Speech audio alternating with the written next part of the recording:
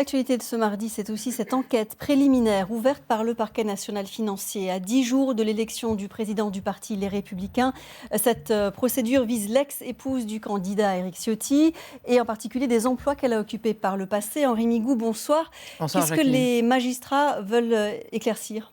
Alors, il y a plusieurs articles, effectivement. Il y a eu le Canard enchaîné la semaine dernière, il y a le journal Libération aujourd'hui. L'argument évoqué est le même, c'est l'inverse de l'affaire Fillon, comme on l'avait dit, puisque l'ex-épouse d'Éric Ciotti aurait cumulé plusieurs emplois. Elle travaillait comme attachée parlementaire pour son ex-mari, elle travaillait aussi pour Christian Estrosi. Elle a été aussi directeur général des services de la commune de La Colle-sur-Loup. Selon le journal Libération, certains de ces emplois étaient à temps partiel avec des salaires parfois très élevés. Alors l'enquête qui est ouverte pour détournement de fonds publics va examiner donc ce qui est contenu dans ces articles de presse. Elle va devoir déterminer du coup trois choses. Est-ce que les emplois cumulés étaient-ils tous juridiquement compatibles? Est-ce que toutes les autorisations nécessaires ont été demandées? Et surtout, le montant des salaires versés était-il justifié au vu du travail effectué? Est-ce qu'Éric Ciotti a réagi aujourd'hui ? Alors oui, Éric Ciotti a réagi dans un communiqué qu'on va voir. Je vais vous en donner l'essentiel. Il précise que les emplois de son ex-femme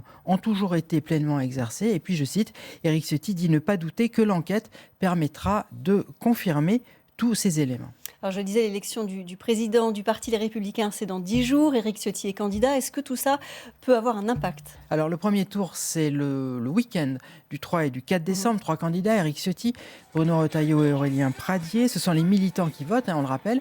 Il y a deux possibilités, ou bien les militants craignent une affaire Fillon bis, c'est-à-dire une affaire qui dure dans le temps et qui risque de nuire à l'image du parti, ou bien c'est l'inverse, ils s'estiment à nouveau lésés, entre guillemets, persécutés un petit peu par la justice. Ça peut les inciter donc à porter au contraire Éric Ciotti à la présidence des Républicains. La réponse, on l'aura dans 10 jours. Merci beaucoup Henri pour cet éclairage.